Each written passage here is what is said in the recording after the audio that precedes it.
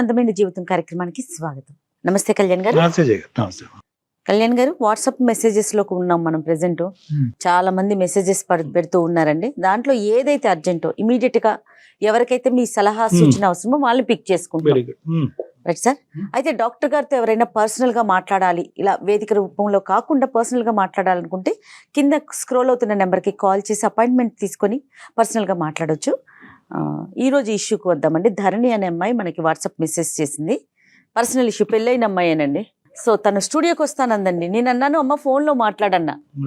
లేదు మేడం, నేను నాలాంటి వాళ్ళు ఖచ్చితంగా బయటికి రావాలి, మాట్లాడాల్సిందే అనింది. సో ఇన్వైట్ చేస్తానండి, తను పిలుస్తాను. అమ్మ ధరణి రండమ్మా.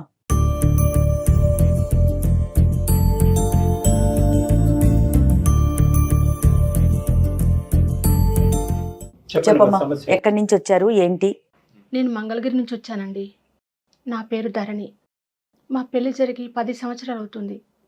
నాకు 2 బాబులు. ఒక బాబు 7 years, ఒక బాబు 6 years అండి. ఏం చదువుకున్నావు తల్లి నువ్వు? డిగ్రీ వరకు చదివాను మేడం. ఇంట్లో చూసిన సంబంధమేనా? అరేంజ్డ్ మ్యారేజే చేశారు మాకు.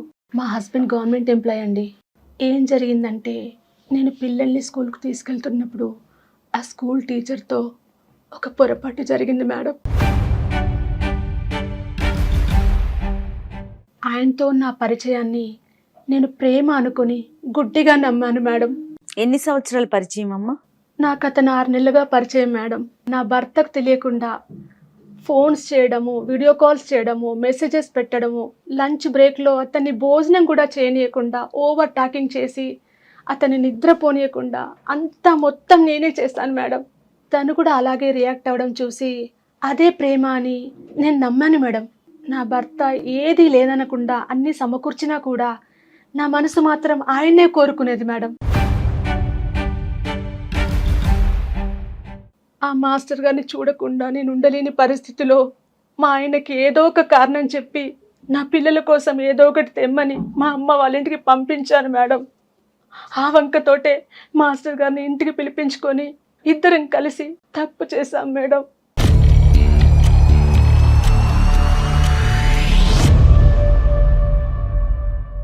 అతనితో నా ప్రేమ బలపడిపోయాక అతని అండ చూసుకొని నా భర్తను లెక్క చేయకుండా నా భర్త చూస్తుండగానే విచ్చలవిడిగా ప్రవర్తించాం మేడం. చాలా బాధ పెట్టాను.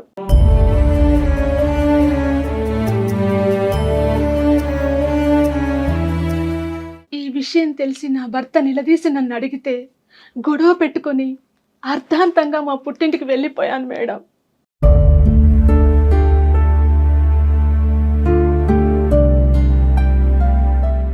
నన్ను మోసం చేసి నా దగ్గర 4 లక్షల రూపాయలు తీసుకొని నా నంబర్ బ్లాక్ లిస్ట్లో పెట్టాడు మేడం. పైగా ఉద్యోగానికి ట్రాన్స్ఫర్ వేయించుకొని 100 కిలోమీటర్ల దూరంలోకి వెళ్ళిపోయాడు మేడం. ఫోన్ చేస్తే స్విచ్ ఆఫ్. మోసపోయాను మేడం.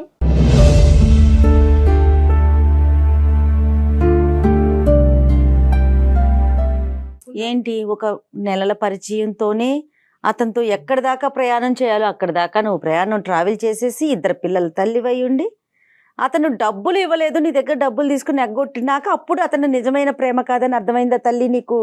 కదమ్మా, నాకు ఒకటి అర్థం కాదు. అసలు పెళ్ళయిన తర్వాత ప్రేమ ఏంటి, మళ్ళీ ఆ తొక్కలోడు ప్రేమలో నిజం ప్రేమ అబద్ధ ప్రేమ ఏంటమ్మా? ఎంతమంది పెళ్ళమ్మా నీకు? 2 అండి. కళ్యాణ్ గారు, అసలు అంటే నేను ఇప్పటివరకు అసలు ఏం వింటున్నానో నాకైతే అర్థం కాలేదు కళ్యాణ్ గారు. అంటే చేసేయన్నీ చేసేసి ఒకదాని తర్వాత ఒకటి సింపుల్ గా సారీ, నేను తప్పు చేశాను, నేను పశ్చాత్తాపడుతున్నాను అంటే అవతల వైపు నుంచి ఎంత మ్యాగ్నెటిక్ పవర్ ఉంటే కనుక నువ్వు ఇలా అట్రాక్ట్, ఎంత మ్యాగ్నెటిక్ పవర్ ఉన్నా కూడా అట్రాక్ట్ అవ్వకూడదు. 10 సంవత్సరాల పాటు జరిగినటువంటి ప్రయాణంలో 2 పిల్లల కన్నా తల్లి ఈ విధంగా స్కూల్ మాస్టర్ కి కనెక్ట్ అయిపోయింది అనేటటువంటి అంశం వెనకతల బ్యాక్గ్రౌండ్ ఏంటో కొద్దిగా వర్ణించు. నాకు తను చూపించే ప్రేమ అంత బాగుండేది సార్. నాకు చాలా బాగా ప్రేమ చూపించేది వాడు. మా భర్త దగ్గర అలాంటి ప్రేమ నేను ఎప్పుడు చూడలేదు. ఎప్పుడు నేను ఇంటిలో యజమానిని, నేను ఇంత సంపాదిస్తున్నాను, నేను ఒక గవర్నమెంట్ ఎంప్లాయీని, నేను నా హోదా ఉంది అని ఒక పంజరంలో చిలకని పెట్టేసి ఎట్లా చూసుకుంటారు అన్న ఇదిలో చూసుకునేవాడు. నాకు కావాల్సినన్ని తెచ్చేవాళ్ళు, సర్ప్రైజ్లు చేసేవాళ్ళు, బర్త్డే ఫంక్షన్స్ అప్పుడు మినిమం అన్నీ ఏదైనా సరే నాకు కావాల్సినన్ని నేను అడగకుండానే తెచ్చిచ్చేవాళ్ళు. కానీ అక్కడ లేని ప్రేమ నేను ఈ స్కూల్ సార్లో అనేది చూశాను. అతని ప్రేమకి నేను కనెక్ట్ అయిపోయి అలా ఎక్కువ ప్రేమ చూపించడం వల్ల అది బెస్ట్ ఏంటంటే మీలాంటి వాళ్ళు మీ మొగుళ్ళని విఆర్ఎస్లు తీసుకోమని చెప్పాలన్నమాట. విఆర్ఎస్లు తీసేసుకుని నా పక్కన ఇలా అతుక్కున్నట్టు కూర్చోరా బాబు, నా చేయి పట్టుకునే ఉండు అని అది కోరుంటే కనుక చేసి ఉండేవాడేమో. ఈ సినిమా చూపెట్టడం కంటే, ఈ 70mm బాహుబలి సినిమా చూపెట్టే దానికంటే అలా చెప్పుంటే వాడు రిటైర్ అయ్యి నీ పక్కన కూర్చుని ఉండేవారు, ఇద్దరు ఇలా అతుక్కుని కూర్చుని ఉండేవారు రోజంతా. చెప్పడానికైనా సిగ్గుండాలమ్మా. ఏమన్నా అర్థం ప్రేమను ఉందా తల్లి? వర్ణించే విధానం అమ్మా ఎంత భారం ఉంటుందమ్మా. ఎంత టైం స్పెండ్ చేయగలడు ఫ్యామిలీ గురించి? నన్ను బాగా కేర్ గా చూసి మాట్లాడుతూ ఉండేవాళ్ళు సార్. డబ్బులు అనేది ఎందుకు ఇచ్చావు? తనకి లేదు శాలరీ పడలేదు అని చెప్పేసి అంటే ఎక్కడ కొంచెం ఈ ఫైనాన్షియల్ గా నేను నువ్వు సపోర్ట్ పని చేశాను. నువ్వు పని చేస్తున్నావా? నా భర్త దగ్గరే నేను డబ్బులు తీసుకుని ఇచ్చాను.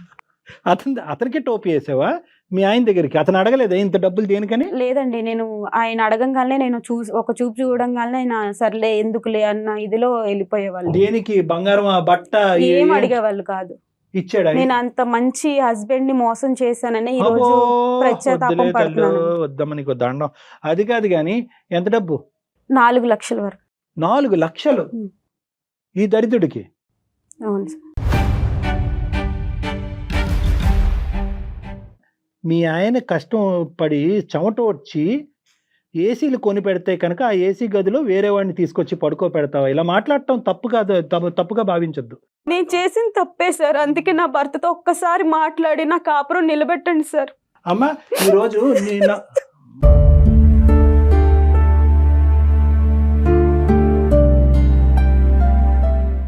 తప్పు ఒప్పుకోవడానికి వచ్చాను సార్, దయచేసి నా కాపురం నిలబెట్టండి సార్. ఇతని మేడం అమ్మా అవన్నీ చేద్దాంలే, కాపురం నిలబెట్టక మేమేం చేయగలం కానీ పిల్లలు ఎక్కడున్నారమ్మా? అవి చాలా తప్పుగా అడుగుతాను, ఏమనుకోవద్దు. మీరు ఈ మా అమ్మగారి మానవ ఇంట్లోనే ఉన్నాను సార్. మా నాన్నగారిని పిలిపించి కూడా అతను మాట్లాడి మెసేజ్లు అవన్నీ కూడా కలెక్ట్ చేసుకుని పెట్టుకున్నారు మేడం. ఎవరు? మా హస్బెండ్. ఎవిడెన్సెస్ ఎవిడెన్స్లు ఉన్నాయి ఆయన దగ్గర, ఏమేమి ఉన్నాయి మా దగ్గర? ఆధారాలు ఏమేమి ఉన్నాయి? ఎలా దొరికింది? కాల్ రికార్డ్స్ అవన్నీ ఉన్నాయి, మెసేజ్లు అన్ని స్క్రీన్ షాట్స్ ఉన్నాయి. మేము వీడియో కాల్ మాట్లాడుకుంది మాకు తెలియకుండానే ఆటోమేటిక్ రికార్డింగ్ అయిపోయింది. అవన్నీ ఆయన దగ్గర ఉంటే మా నాన్నగారిని పిలిచి మాట్లాడిపిచ్చి మరీ తీసుకుని వెళ్ళిపోమని చెప్పన్నారు. సరే నేను ఆ రోజు అతను ఉన్నాడు కదా అని ధైర్యంతో నేను తెగిచ్చేసి నేను అతనితోనే ఉంటాను అని చెప్పి నా పిల్లల్ని తీసుకుని పుట్టింటికి మీ వెళ్ళిపోయాను. భర్త మిమ్మల్ని అడిగారు? మీ ఆయన నిన్ను అడిగారు? అడిగారు. ఆహా. అడిగి మా నాన్నగారిని పిలిచి మాట్లాడి పంపించేశారు. ఆ తర్వాత నేను వెళ్ళిపోయాను. సరే ఎక్కడికి వెళ్ళావు? నేను నిజాన్ని ఒప్పుకున్నాను. అవును అతనికి నాకు రిలేషన్ ఉంది, నువ్వేం చేయలేవు, నువ్వు ప్రేమ చూపించలేదని నేను 4-5 ఎక్కువగా మాట్లాడేసి నా భర్త మనసును బాధ పెట్టి మరీ నేను పుట్టింటికి నా పిల్లల్ని తీసుకుని వెళ్ళిపోయాను. పుట్టింట్లో మీ అమ్మ వాళ్ళు ఏమి అడగలేదా నువ్వు ఎందుకు వచ్చేసావు పిల్లల్ని ఇప్పుడు తీసుకుని? అడుగుతున్నారు. ప్రతి ఒక్క ఫంక్షన్స్ కి వెళ్ళినా ఎక్కడికి వెళ్ళినా అందరూ నన్ను చీప్ గా చూస్తున్నారు. అదండి నేను చేసిన తప్పు అని ఈ రోజు నేను తెలుసుకుని ఇక్కడికి రాదు రావడం కళ్యాణ్ గారు. జరిగింది. ఇప్పుడు ఆ అమ్మాయి వెళ్ళిపోయిన ఒక 6 నెలల్లో తను పడుతున్న ఇబ్బందుల వల్ల రియలైజ్ అవుతోందండి. ఏం తెలుసుకున్నాను, తప్పు నా తెలుసుకున్నాను. పిల్లలకి తండ్రి కావాలి. అమ్మ నీ పిల్లలకి తండ్రి కావాలి, నీకు భర్త కావాలి, నువ్వేమో వచ్చి వేరే వాళ్ళకి కావాలి. ఏందో మీ దరిద్రం. లేదండి, అది కాదు, తప్పు వినండి. తెలుసుకున్న అతను నన్ను వదిలేసి వెళ్ళిపోయాడు. అది ప్రేమ, తప్పు ఎప్పుడు నిజమైన తెలుసుకున్నావు ప్రేమ అన్నది point. కాదని నేను నో మేడం, తెలుసుకున్నాను. No madam, I think I have to correct you before I speak to your husband. చాలా ఇంపార్టెంట్. నిన్ను మార్చిన తర్వాత నీ భర్తతో మాట్లాడాలి. ఎంతవరకు తప్పు తెలుసుకున్నావు? ఈ రోజు ఆ మానవాడు ట్రాన్స్ఫర్ కాకుండా అక్కడే ఉండి ఇంకొక 6 లక్షలు మీ దగ్గర నుంచి పిండి ఉంటే కనుక అప్పుడు తెలుసుకుని ఉండేదానివా? 10 లక్షలు పిండి ఉంటే ఇప్పుడు ఆ మనిషి డబ్బులు తీసుకున్నాడు, శారీరకంగా నీ వల్ల సుఖపడ్డాడు, వాడు ఎక్కడున్నాడో తెలియదు. ఈ రోజు అక్కడి నుంచి తప్పించుకుని పారిపోయాడు. కాబట్టి ఇంటికి వెళ్ళి పుట్టింటికి వెళ్ళి పిల్లలతో పాటు ఉండటం అనేది ఇరుగు పొరుగు వాళ్ళు అవమానకరంగా అడుగుతున్నారు. కాబట్టి ఈ రోజు ఇక్కడ కూర్చో. కరెక్ట్ కళ్యాణ్ గారు. See, the concept is very clear అమ్మ. ఇక్కడ తప్పు అవును సార్, నేను తప్పు చేసిన తెలియటం తప్పే. దయచేసి నా కాపురాన్ని నిలబెట్టండి సార్. అమ్మ నిలబెడతాం, అది కాదు. వినండి, ఒక 2 నిమిషాలు వింటే మీలో వచ్చే మార్పు బట్టి అతనికి ఇచ్చే సజెషన్. ఇప్పుడు కేవలం అయ్యా మీ ఆవిడ ఇక్కడికి వచ్చింది, ఇక్కడికి వచ్చి ఓ కన్నీరుగా ఏడుస్తుంది కాబట్టి మీరిద్దరు కలిసి ప్రయాణం చేసేసేయండి, గత అని వదిలేసేయండి అని చెప్పేస్తాను అనుకున్నావు అందమైన జీవితంలో. అది కాదు కథ. ఇక్కడ నీ తప్పు ఎందుకు జరిగింది, ఎలా జరిగింది, నువ్వు ఎంతవరకు రియలైజ్ అయినా. రేపొద్దున మళ్ళీ వస్తాడు, ఇంకో స్కూల్లో వస్తాడు, ఈ స్కూల్లో రాడు. నీ ఫోన్ నెంబర్ ఉంది, నీ ఇంటి అడ్రస్ కూడా ఉంది అతని దగ్గర. అది దరిద్రం ఇక్కడ. ఇప్పుడు ఫోన్ నెంబర్ ఒకటే ఉంటే కనుక నెంబర్లు మార్చుకోవచ్చు. ఏం చెప్తావు ధరణి? ఏమని చెప్తావు? ఇప్పుడు ఏం చెప్పగలవు చూడు. నేను ఈ రోజు తప్పు చేసి ఇక్కడ కూర్చున్నానంటే నా భర్త తప్పు ఏమీ లేదంటున్నారు డాక్టర్ గారు. ఉందండి, ఆయన తప్పు కూడా ఉంది. ఆయన తప్పు చేయలేదా? బయట చేస్తారు ఖచ్చితంగా. ఆయన మనకు నగలు కొనిపించారు, 1.5 లక్ష జీతం, గవర్నమెంట్ ఎంప్లాయ్ అనేది కాదు. ప్రేమ అనేది ఉండాలి కదండి. ఆ ప్రేమ లేదు, అతన్ని నన్ను సరిగ్గా పట్టించుకోకపోవడం. ఎన్నిసార్లు అడిగావమ్మా ధరణి, నాకు ప్రేమ లభించట్లేదు, నీ బంగారం వద్దు, నీ బట్టలు వద్దు, ఇవేమి వద్దు, నువ్వు పక్కన కూర్చొని నన్ను ప్రేమిస్తే చాలు అనేది ఎన్నిసార్లు నీ భర్తకి చెప్పావు నువ్వు? మాట్లాడాను సార్ ఒకసారి, నాతో ప్రేమగా ఉండండి, మాట్లాడండి అంటే, నేను నగలు కొనిపెట్టింది ప్రేమ కాదా, నేను చీరలు కొనిపెట్టింది ప్రేమ కాదా, ఓన్గా హౌస్ కొన్నాము, ఇంత పెద్ద ఫ్లాట్ ఉంది మనకి, పిల్లలు మంచి స్కూల్లో చదువుతారు, ఇలాంటివి మాట్లాడుతున్నారు తప్పితే, ఎంతసేపు జాబు ఇదే తప్పితే ఒక భార్య ఒక పిల్లలు ఇలాంటిది అనేది లేదు సార్. అతని దగ్గర ప్రేమ అనేది లేకపోయింది. మేడం మీరు చెప్పవలసింది అంతా చెప్పండి ధరణి గారు, అన్నీ నేను చెప్తాను. అమ్మా అందరి ఇళ్ళల్లో ఇదే జరుగుతుంది, నువ్వు అంటున్నావు మగవాళ్ళు అందరూ ఇంతే కదండి, బయట వేరే వ్యవహారాలు నడిపిస్తూ ఉంటారు, ఇంట్లో భార్యకి ఎటువంటి స్థానాన్ని ఇంపార్టెన్స్ ఇవ్వట్లేదంటే కనుక ఏమి మూకమ్మడిగా వెళ్ళి అందరు ఆడవాళ్ళు స్కూల్ మాస్టర్లతో లేచిపోతున్నారా? ఏం మాట్లాడుతున్నావు అమ్మా? ఇదేమి భర్త ఇవ్వనటువంటి సంతోషం ప్రేమ గురించి మీరు బయటకు వెళ్ళటం ఏం కాదు, ఇది ఎక్స్ట్రా అనమాట. ఎలాగైతే కనుక క్రికెట్ మ్యాచ్ లో 11th ప్లేయర్ 12th ప్లేయర్ లాగా ఉంటారో అలాగే ఎక్స్ట్రా కావాలి మీకు, అంతే. లేదండి, నేను పెళ్లికి ముందు కూడా ఎవరిని ప్రేమించలేదు. ఇక నా తల్లిదండ్రులు చూసిన సంబంధాన్ని నేను చేసుకున్నాను. ఓ ప్రేమ అంటే ఇలా ఉంటదని ఆయన చూపించే ప్రేమలోనే నేను చూశానండి. నా భర్త ఏనాడు నన్ను అలా ప్రేమించలేదు. నువ్వు పెళ్లికి ముందు ప్రేమించి వేరే వాడిని పెళ్లి చేసుకుని ఉంటే కనుక మేము చాలా హ్యాపీ ఫీల్ అయ్యే ఉండవు. ఈ పెళ్లి తర్వాత ఈ ప్రేమాయణాలు, మంచి ప్రేమ, కొత్త ప్రేమ, పాత ప్రేమ, దొంగ ప్రేమ అని అంటున్నావు కదా ఇందాక, ఇలాంటివి ఉండవమ్మా. శుభ్రంగా మీరు ప్రేమించుకుని మీ తల్లిదండ్రులను ఎదిరించి మొగుడంటే ఇలాగే ఉండాలి, నన్ను ఈ స్థాయిలో ప్రేమించిన వాడితోనే నేను కాపురం చేస్తాను, లేదంటే కాపురం చేయను, లేదంటే 5-10 సంవత్సరాల తర్వాత వేరే వాడితో లింక్ పెట్టుకుని దొబ్బేస్తానని అనుంటే అవే బెటరు, వీటికంటే అవే బెటరు. ప్రేమ అంటే కనుక సిన్సియారిటీ. నీ మొగుడు సిన్సియర్గా కష్టపడేటటువంటి ఒక వ్యక్తి. ఈ రోజు అతను ఎందుకు ఇన్ని ఎవిడెన్స్లు దాచిపెట్టిన తర్వాత ఈ రోజు గుట్టిప్పాడు అనేది నాకు అర్థం కావట్లేదు. కానీ అదొక అర్థం కాని దొరకపట్టిన మొదటిసారి ఒక వీడియో, ఒక మెసేజ్, ఒక క్లిప్పింగ్ దొరికినప్పుడే నిన్ను దొరకపట్టి నీకు ఒక బుద్ధి చెప్పేటటువంటి ప్రయత్నం, లేదంటే తండ్రిని పిలిచి ఒక పంచాయతీ పెట్టేటుంటే ఇక్కడ వరకు వచ్చుండేది కాదు. అతను ఎందుకు ఇవన్నీ దాచిపెట్టాడు నాకు అర్థం కావట్లేదు. ఎన్ని ఎవిడెన్స్లు ఉన్నాయా? ఈ 6 నెలలు మొత్తం కథ అంతా ఉంది అతని దగ్గర. ఉందండి.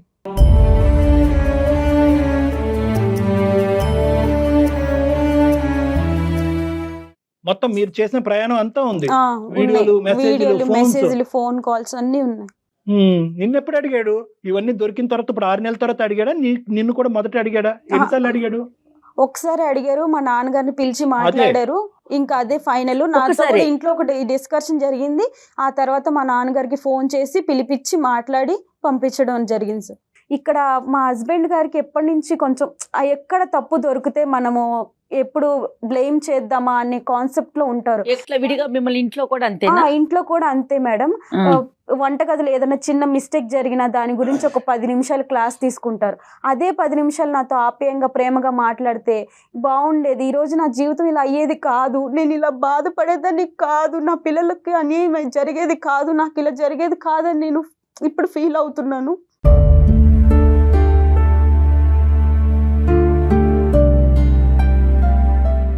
అక్కడ ఏంటంటే నాకన్నా మా ఆవిడ అందంగా ఉంటుంది, ఎక్కడైనా తప్పు చేయకపోదా అని ఇన్ని సంవత్సరాలు ఇన్నాళ్ళు ఎదురు చూసి ఇవన్నీ కలెక్ట్ చేసుకున్న ఫాదర్ని పిలిపించి మాట్లాడి ఇలా చేశారు. నువ్వు సుఖాన్ని ఇచ్చావు, నీ అందం గురించి ఏదో మరి వాడు పడ్డాడు ఏమవుతుంది, వాడు పెళ్ళి అయిందో లేదన్నది మాకు అనవసరం, ఆ సబ్జెక్ట్ వాడు ఇచ్చిన మీకు వెళ్ళాం. ప్లస్ నీ డబ్బులు కూడా కాజేస్తావు. ఇప్పుడు 2 పెద్ద ఆధారాలు ఉన్నాయి మీ ఆయన దగ్గర. ఎస్, నా డబ్బులు పట్టుకెళ్ళిపోయింది, ఏం చేసినా డబ్బులు తిరిగి తీసుకొస్తుంది. నెంబర్ 1, 10 సంవత్సరాల ప్రేమ, నేను ప్రేమించినటువంటిది, నేను త్యాగం చేసినవన్నీ కూడా పనంగా పెట్టింది. దానికి ఏం చేస్తుంది? ఒక తల్లిగా ఇంత వికృతి చేష్టలు చేస్తుంటే కనుక ఎలా స్వీకరించి ఎన్ని ప్రశ్నలు అడుగుతాడు చూడు మీ ఆయన. కలుపుదాం ఫోన్. అవన్నింటికి ఈరోజు నువ్వు సమాధానం చెప్పలేవు, మేము చెప్పుకోవాలి సమాధానం. కాల్ చేయి మరి ఒకసారి చూద్దాం.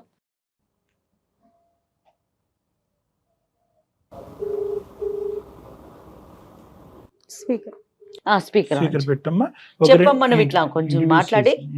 హలో హలో హలో, నేను ధరణిని మాట్లాడుతున్నానండి. చెప్పే ఏంటో. ఒకసారి నేను ఇక్కడ అందమైన జీవితం ప్రోగ్రామ్ కి వచ్చాను, సుమన్ టీవీ. నమస్తే అండి. నమస్తే అండి, ఫోన్ అక్కడ పెట్టమ్మా.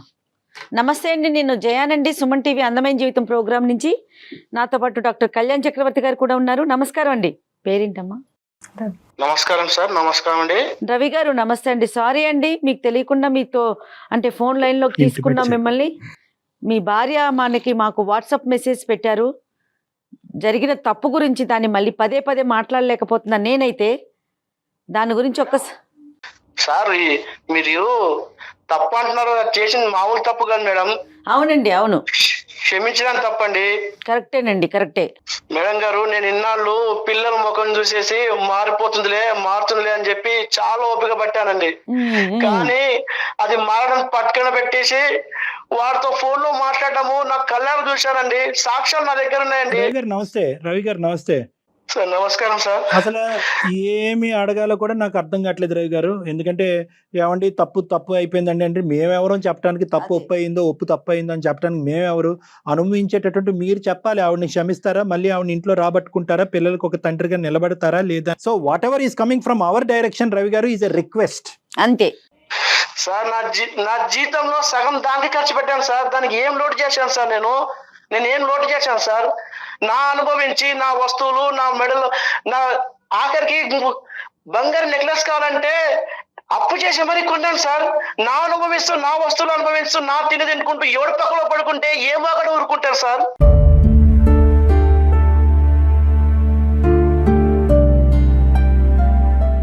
మీరు ఆలోచించాలి సార్ ఒక్కసారి. సార్ నేను తట్టుకునే నా అంత శక్తి లేదు సార్. మీరు ఇప్పుడు కన్నీళ్ళతో కాలు కడుతున్నారు, బాగానే ఉంది. రేపు నా దగ్గర నేను తెచ్చుకున్న దాన్ని బాగా ఉంటుందని గ్యారంటీ ఏమో సార్? మీరు గ్యారంటీ ఇస్తారా చెప్పండి? ఎవరు ఇవ్వలేరు నన్ను. అది మేము గ్యారంటీలు ఇచ్చే సంస్థ కాదు మాది, మేము గ్యారంటీలు ఇవ్వం. మరి ఎలా సార్? నేను ఆల్రెడీ సార్ చచ్చినాను సార్. మళ్ళీ నన్ను మొత్తం చంపేస్తారా? మా కుటుంబము, మా ఫ్యామిలీ, మా ఫ్రెండ్స్, మా చుట్టాలు, నాకు మంచి పేరు సార్ సొసైటీలో. సార్ నన్ను మా వాళ్ళు. ఏమండి ప్లీజ్ అండి, మీ కాళ్ళు పట్టుకుంటానండి. మన పిల్లలకి మనకి మంచి జీవితం ఉందండి నేను ఇప్పుడు అర్థం చేసుకున్నానండి. అందుకే నేను ఇక్కడ మాట్లాడడం జరుగుతుంది. ప్లీజ్ అండి క్షమించండి, ఒక్కసారికి నన్ను క్షమించండి. జీవితంలో మళ్ళీ తప్పు చేయను ప్లీజ్ అండి. ఈ ఒక్కసారి ఏమండి నేనంత పెద్ద మనిషి చేయలేనే, నాకంత మన ఓపిక పిల్లల లేదే. గురించి ఒక్కసారి ఆలోచించండి. నేను ఆలోచించక మీరు ఆలోచించక ఏమండి ప్లీజ్ అండి. నువ్వు ఒకసారి వాడితో కులికే ముందు, వాడితో ఫోన్ లో మాట్లాడే ముందు, పిల్లలు ఉన్నారు, భర్త ఉన్నాడు, ఒక్కసారి నా గురించి, పిల్లల గురించి ఆలోచించావు ఒక్కసారి. నేను ఏ తప్పు చేయనండి, మీరు చెప్పినట్టు వింటాను, మీతోనే ఉంటాను. మన పిల్లలు మనం సంతోషంగా ఉందామండి ప్లీజ్ అండి. నిన్ను చూసిన ప్రతి క్షణం వాడే గుర్తుకొస్తాడు. ఎలా ఉండాలి నేను? ప్లీజ్ అండి గతాన్ని మర్చిపోయి మనం ముందుకెళ్దాం ప్లీజ్ అండి. ఒక్కసారి ఆలోచించండి, నన్ను క్షమించండి, అవన్నీ తీసేయండి. నన్ను ఒక్క నిమిషం ధరణి చెప్పు రవి. సాక్ష్యాధారాలు ఎందుకు చూపెట్టారు? అప్పుడే ఎందుకు చూపెట్టారు? 6 నెలలు బట్టి ఎందుకు వెయిట్ చేశారు రవి మీరు? సార్ నేను ఎప్పుడు అడుగుదాం అనుకున్నాను సార్. ఓపిక పట్టాను సార్. మారిపోతుందిలే, ఈ రోజు కాకపోతే రేపు మారిపోతుందిలే, చెప్పుడు మాటలు విని ఇలా చెడిపోతుంది అని చెప్పి ఓపిక పట్టాను సార్. నేను నాకు ఒక ఆధారం చాలు కదా, 100 ఆధారాలు ఎందుకు దానికి? 6 నెలల దాకా వెయిట్ చేయాల్సిన అవసరం ఏముందండి? ఒక్క ఆధారం ఉంటే చాలు కదా నిలదీయటానికి. మీరు ఎందుకు ఈ ఎవిడెన్స్ కలెక్షన్ లో ఎందుకు బిజీ అయ్యారు మీరు? సార్ ఈ ఆడవాళ్ళ గురించి మీకు తెలియదు సార్. గతంలో మా అన్నయ్యకి ఇలాగే జరిగింది సార్. అందుకే ఈ సాక్ష్యాధారాలు అన్ని సేకరించి వాళ్ళ నాన్నకు చూపించాను. ఆ పెద్ద మనిషి ఏమంటున్నాడు, బాబు నీ ఇష్టం అని చెప్తున్నాడు సార్. ఇంకా నేను ఏం చేయాలి? ఇప్పుడు నాకు ఒకటే మార్గం సార్, నాకు ఇంకో వేరే పెళ్లి మార్గం తప్ప ఇంకేది సార్. మీరు ఇప్పుడు మమ్మల్ని కలిసిపోమంటున్నారు. వాళ్ళని చూసిన ప్రతిసారి నాకు వాడే గుర్తుకొస్తారు సార్. ఎలా కాపురం చేయాలి సార్ నేను? ఆ పెళ్లి అనే ఆలోచన తీసేయండి. నేను మీతో మంచిగా ఉంటాను, మీదట మనం అందరం కలిసి ఉందాం. నన్ను ఒక్కసారి క్షమించండి, నా తప్పు అయిపోయింది, నేను తప్పు తెలుసుకున్నానండి. నేను కళ్ళు నెత్తికెక్కి మిమ్మల్ని వదిలేసి వెళ్ళానండి, నన్ను క్షమించండి.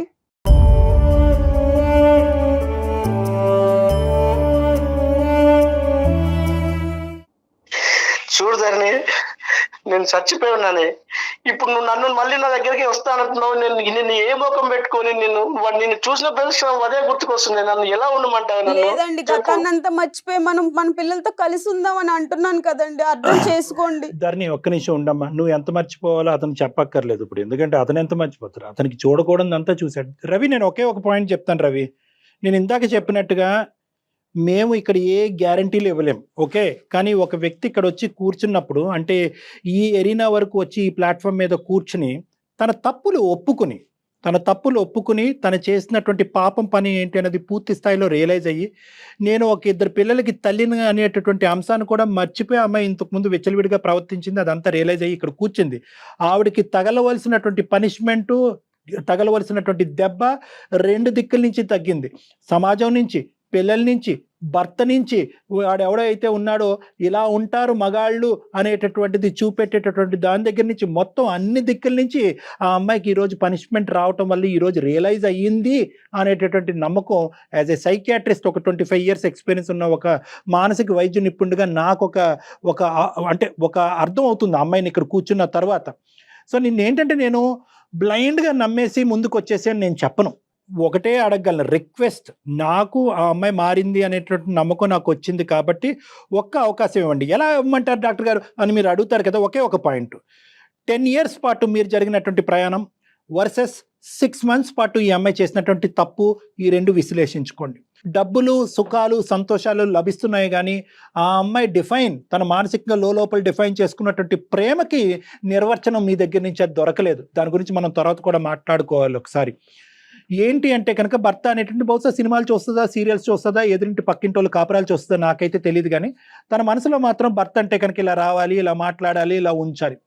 అలా కాకుండానే అందంగా ఉన్న నువ్వు నా చేయి దాటిపోతావు అనేటటువంటి అభద్రతతో మీరు ఉండటము, నువ్వు బయటకు వెళ్తే కనుక ఏ విధంగా ఉంటావు అనేటటువంటి ఆలోచనతో ఉండటం వల్ల ఆ అమ్మాయి ఆశించినటువంటిది. అయినా కానీ ఆ అమ్మాయి చేసినటువంటి తప్పుని నేను సమర్థించట్లేదు. కానీ అటువంటిది లభించకపోవటం అనేది ఒక ఎత్తు అయితే కనుక ఈ అమ్మాయి లోపాలని స్టూడెంట్ క్లాసుల కంటే ఈ అమ్మాయిని కౌన్సిలింగ్ చేసుకుంటూ ఈ అమ్మాయి దగ్గర నుంచి మొత్తం ఇన్పుట్ అంతా కూడా ఒక నీచుడు రాబట్టుకున్నాడు. అటువంటి నీచులు ఈ అమ్మాయికి ముందే పరిచయం అయి ఉంటే కనుక ఏమై ఉండదో మరి నాకు తెలియదు, కానీ వాడు రాబట్టుకుని ఈ అమ్మాయికి ఏదైతే కావాలి అని అనుకుంటుందో వాడు ఏంటంటే దాన్ని మసిపూసి మారేడుకాయ చేసి ఆ అమ్మాయికి ఇప్పించి దాంతోపాటు మీ డబ్బులు కూడా లాక్కునేటటువంటి స్థాయి వరకు చేసినటువంటి ఒక వ్యక్తి అక్కడి నుంచి ఎప్పుడైతే అతనికి కావాల్సినవన్నీ వచ్చినాయో అక్కడి నుంచి పారిపోయినట్టు. సో ఈ రెండు ఫోర్సెస్ వల్ల ఈ అమ్మాయి తప్పటడుగు వేసుకుంది. ఆ విధంగా చూడండి, 10 years వర్సెస్ 6 months కింద చూడండి మీరు. సార్ నేను ఇప్పుడు ఒకటే సార్, పోయిన డబ్బు గురించి కాదు నా బాధ, ఇప్పుడు నా పరువు పోయింది సార్. ఇక్కడ పరుగు పోయింది, ఇప్పుడు మళ్ళీ ఆ అమ్మాయి వస్తా అంటుంది, మరి ఎలా సార్? ఇప్పుడు నన్ను ఏం చేయమంటారు సార్? మీరు చెప్పండి సార్ మీరే. ఒకే ఒక అంశం, ఆ అమ్మాయి రియలైజ్ అయ్యింది, నిక్కచ్చిగా ఈరోజు ఇక్కడ ముందు కూర్చుని తలదించుకుని బాధపడుతూ ఏడుస్తూ ఒక పబ్లిక్ ప్లాట్ఫామ్ మీద తన బాధను తీర్చుకునేటటువంటి ప్రయత్నం చేస్తుంది ఈరోజు. అది చాలదా అండి మీకు ఒక గ్యారంటీ? సార్ ఎందుకంటే మీ మాట, మీ టోన్ లో ఇప్పటికీ కూడా ఆ అమ్మాయి మీద ఒక ప్రేమ ఉందన్నట్టు అనిపిస్తుందండి. ఏమోనే, నేనేం చేయలేకపోతాను ఇప్పుడు. కాదు వాళ్ళే నీకు న్యాయం చేయాలి ఇప్పుడు. ధరణి కాదు నాన్న, న్యాయం అనేటటువంటిది మీ పిల్లలకి చేయాలి నాన్న, మీ ఇద్దరికి కాదు. చూసారా, మనం అనుకుంటే పిల్లలు పుడతారు కానీ పిల్లలు అనుకుంటే మనం తల్లిదండ్రులుగా రాము. అదే ఇక్కడ ఉన్న దరిద్రం. ఇప్పుడు ఆ పిల్లలు ఇప్పుడు నాశనం అవుతారు. ఇప్పుడు మీరేమనుకుంటున్నారు, నా భార్య తప్పు చేసింది కాబట్టి నేను వెళ్తాను, ఇంకో పెళ్లి చేసుకుంటానని మీరు అంటున్నారు. ఆ అమ్మాయి ఏమొచ్చి విచ్చలవిడిగా తిరిగినప్పుడు పిల్లలు గుర్తుకు రాలేదు, కాపురం గుర్తు రాలేదు, భర్త గుర్తుకు రాలేదు. ఇప్పుడు సడన్ గా వచ్చి ఏమండి మనకు పిల్లలు ఉన్నారండి, మన నలుగురు ఉందాం అంటున్నారు. ఏంది పిచ్చుకోవాల? ఎటు పాల్పొనే సందిగ్ధంలో ఉన్నాను సార్. చెప్పండి. కేవలం 1 గంట పాటు మనం ఫోన్ కాల్లో మాట్లాడేసుకున్నాం. ఆవిడ ఇక్కడ ఏడ్చేసి మీ కాళ్ళు కన్నీళ్ళతో కడిగేస్తుంది కాబట్టి బాబు రవి నువ్వు వచ్చేసి ఆవిడతో కాపురం చేయని చెప్పి నేను చెప్పను. అందు గురించి ఇందాకటి నుంచి నేను మిమ్మల్ని బతిమాలట్లేదు, అడుక్కోవట్లేదు. బాబు ఇది పిల్లల గురించి కాపురం, పెద్దవాళ్ళ గురించి కాపురం అని నేను చెప్పట్లేదు. ఇది కంప్లీట్గా మీ కోర్టులో ఉన్న బంతి. మీరు ఎలా ఆడితే అలా నడుస్తుంది. మీరు కావాలి అనుకుంటే ధరణి ఉంటుంది, నో అనుకుంటే నో. కానీ నేను ఈరోజు మీకు ఏం చెప్తున్నానంటే ఇది ఒక్క దెబ్బతో తెగేది కాదు. దయచేసి 1, 2, 3 సార్లు మీరిద్దరు నా దగ్గరికి రండి. ఎందుకంటే ఈరోజు కలిపి పంపించడం అనేది ఎంత ఇంపార్టెంటో రేపొద్దున ఈ అనుమానం, అవమానం, ప్రశ్నలు, కోపాలు, తాపాలు పిల్లలు ఎదుర్కొంటా కానీ మీ ఇద్దరు కానీ మళ్ళీ ఫ్యూచర్లో రాకూడదు. ఈ దెబ్బతో మొత్తం అంతా కట్ ఆఫ్ అయిపోవాలి ఇద్దరికి కూడా. సార్ నేను ఒకటే సార్, ఇన్నాళ్ళుగా అది ఇంటి నుంచి పోయింది, ఎక్కడ తిరిగిందో నాకు తెలియదు, కానీ ఇప్పుడు మీ ముందుకు వచ్చి ఇప్పుడు నన్ను మళ్ళీ ఇంటికి వస్తానంటుంది సార్. అది మారిందని నమ్మకం నాలో కలుగుతుంది. ఎందుకంటే మీరు మీ మాటలు వింటుంటే నాకు ఎక్కడో ఏదో ఒక ఆశ సార్, సంసారం పైన చిన్న ఆశ కలుగుతుంది సార్. మీరు మాట్లాడుతున్నారు ఒకే ఒక ఆశ సార్, ఒకటే ఒక ఆశ. ఖచ్చితంగా ఒక పని చేయండి. ముందు పిల్లల్ని మీ అత్తగారింట్లోనే ఉంచి ఒక 2-3 రోజులు మీరు ఎక్కడికైనా బయటకు వెళ్ళి ఏదైనా మీకు ఇష్టమైన దైవాన్ని దర్శించుకొని తర్వాత కళ్యాణ్ గారిని కలవండి. ఆయనతో ఆయన అపాయింట్మెంట్ తీసుకొని ఒక 2-3 సార్లు కలిసిన తరువాత చక్కగా మళ్ళీ కొత్త జీవితాన్ని స్టార్ట్ చేయండి. రవి గారు, ఇప్పుడు ఇది ఎవ్వరికీ తెలియదు. ఎందుకంటే ఇలాంటి అంశాలు ఎప్పుడైతే గుట్టు రట్టవుతుందో అప్పుడు కాస్త ఇది బిగించడం కానీ కలపటం చాలా కష్టం. ఇక్కడ ఎక్కడికి వెళ్ళలేదు. కేవలం ధరణి వాళ్ళ తండ్రి గారికి తెలుసు, మీ ఫ్యామిలీ మెంబర్స్ తెలుసు, దానికి మించి కుటుంబ సభ్యులు ఎవరికి తెలియదు. ఎవరికి తెలియదు. ఎట్టి పరిస్థితుల్లో తెలియదండి. చెప్పండి మేడం. దానికి ఆ ఇన్సూరెన్స్ మేము ఇస్తామండి. ధరణి అంటే తను ఫిజికల్ గా ఇక్కడ ఉన్నా కూడా తను కనిపించకుండా తగిన జాగ్రత్తలు మేము తీసుకుంటాము. పేరు కూడా మార్చి పేరు కూడా తను నేను ఒరిజినల్ గా మాట్లాడేస్తాను అన్నా కూడా మేము సుమన్ టీవీ తరపున వద్దమ్మా అట్లా రాకూడదు, అది నీకు మంచిది కాదని చెప్పి తన పేరును కూడా మార్చాము. తన ఫేస్ కూడా క్లియర్ గా కనిపించకుండా అన్ని జాగ్రత్తలు తీసుకున్నామంటే అసలు ఆ విషయానికి మీరు ఎటువంటి సందేహం ఏమీ లేదు. పడొద్దండి. ఈ డిస్కషన్ కూడా ఏదైతే ఉందో ఏదున్నా మీరు ఆవిడని అడగవలసిన ప్రశ్నలు, ఆవిడ మిమ్మల్ని అడగవలసిన ప్రశ్నలు ఏదన్నా కూడా నా రూమ్ లోనే నడవనియండి ఒక 2-3 Yes. సార్లు. అప్పుడు ఏంటంటే అన్ని సమాధానాలకు ఒక మీడియేషన్ ఉంటుంది కాబట్టి గొడవలు కాస్త భావోద్రేకాలు కాస్త ఇంకో స్థాయికి వెళ్లకుండా నిలవరించేటటువంటి వాళ్ళు అవుతాం. మీ భార్యను Sir. ఎప్పుడైతే మీరు సపోర్ట్ చేసుకుంటారో వేరే వాళ్ళు మీ బ్రెయిన్ లో వేరే విషబీజం నాటకుండా నాటకుండా ఉంటారు. ఎందుకంటే రేపొద్దున నేను మారుస్తాను, ఆవిడని మారుస్తాను, మిమ్మల్ని ఇద్దరిని కలిపి పంపిస్తాను, ఏంటంటే నీ భార్య అలాగే ఉందా ఇంకోలా ఉందా అని ఎవరిని అడిగితే కనుక మళ్ళీ కథ మొదటికి వస్తుంది. కాబట్టి ఏంటంటే మీ కౌన్సిలింగ్ ఎంత ఇంపార్టెంటో వేరే వాళ్ళ నోర్లు మూయించడం కూడా అంతే ఇంపార్టెంట్. ఆ భాగం మీరు చూసుకోండి, మీ ఇద్దరు భాగం నేను చూసుకుంటాను. వేరే వాళ్ళంటే మీ పేరెంట్స్ ఏనండి, ఇంకెవరో ఉండరు. తను మనసు మార్చుకొని తను మారిందని ఒక్కటే సార్, ఆ ఒక్క మాట నాకు హ్యాపీగా, నాకు సంతోషం Super, ఇస్తుంది సార్. super. ఆ నమ్మకం సార్. బా సార్ మీ సమక్షంలో తను మారిందని ఒప్పుకుంటుంది సార్, తప్పు తెలుసుకుంటుంది సార్. నాకు అదే సార్, అదే ఒక్కటి నమ్మకం చాలు సార్ నాకు. సంతోషం అండి. ఇది అయిపోయాక ఒకసారి మేడం. మాట్లాడదామండి, డాక్టర్ గారిని కలుద్దురు గాని. దాని తర్వాత చక్కగా కొత్త జీవితాన్ని ప్రారంభించండి. ఖచ్చితంగా మేడం, ఖచ్చితంగా. థ్యాంక్ యూ సో మచ్ అండి, చాలా హ్యాపీగా అనిపిస్తోంది. థ్యాంక్ యూ సార్, ఎందుకంటే ఒక థ్యాంక్ యూ చిన్న మేడం, సలహాతో మార్పు వచ్చి మీరు యాక్సెప్ట్ చేశారు. Thank you madam, thank thank you you madam. Thank you అండి. ఓకే రవి గారు, నమస్తే. థ్యాంక్ యూ అండి. నమస్తే. ఈ Thank you, అమ్మాయికి sir. ఏమైనా చెప్తారండి? ఏం లేదు రవి గారు, మీరు ఫోన్ పెట్టేసేయండి. సార్ సార్ సరే సార్, థ్యాంక్ యూ అండి, మనం థ్యాంక్ మళ్ళీ యూ సార్, కలుద్దాం. Thank thank you, you. Thank you. నేను ఫోన్ పెట్టేమని ఎందుకన్నా తెలుసా ధరణి, మిమ్మల్ని కలిపినంత మాత్రాన నీ తప్పుని నేను క్షమిస్తున్నట్టు కాదు. ఎందుకంటే క్షమిస్తే కనుక ఇదే పరిపాటి అయిపోతుంది, సమాజంలో ఇదే అలవాటు అయిపోతుంది. అందుగురించి అతను ఫోన్ కట్ చేయమని చెప్పి నేను నీతో మాట్లాడుతున్నాను. ఏమనుకుంటారు, ఆ తప్పు చేస్తాం కదా, సారీ అయిపోయి. చెప్పేసాం కదా, లేదంటే అందమైన జీవితంకి వచ్చి జయ గారిని డాక్టర్ కళ్యాణ్ చక్రవర్తి దగ్గర చెప్పేసాం కదా, మళ్ళీ కుటుంబాలను కలిపేస్తారు. నో అమ్మా, తప్పు జరగకూడదు.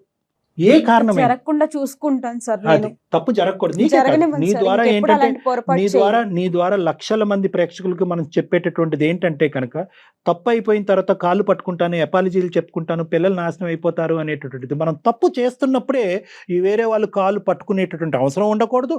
పిల్లల భవిష్యత్తు గురించి ఉండేటటువంటి ఆలోచన ఆ సమయంలో ఉంటే కనుక తప్పులు జరగవు. కాబట్టి అందరికీ నేను చెప్పేది ఏంటంటే పరిణామాలు ఆలోచిస్తూ ముందుకెళ్ళండి, సమస్యలు రావు. థ్యాంక్ యూ కళ్యాణ్ గారు, థ్యాంక్ యూ అండి. సుమన్ టీవీలో మీ పర్సనల్ అండ్ బిజినెస్ ప్రమోషన్స్ కోసం కింది నెంబర్కి కాంటాక్ట్ చేయండి.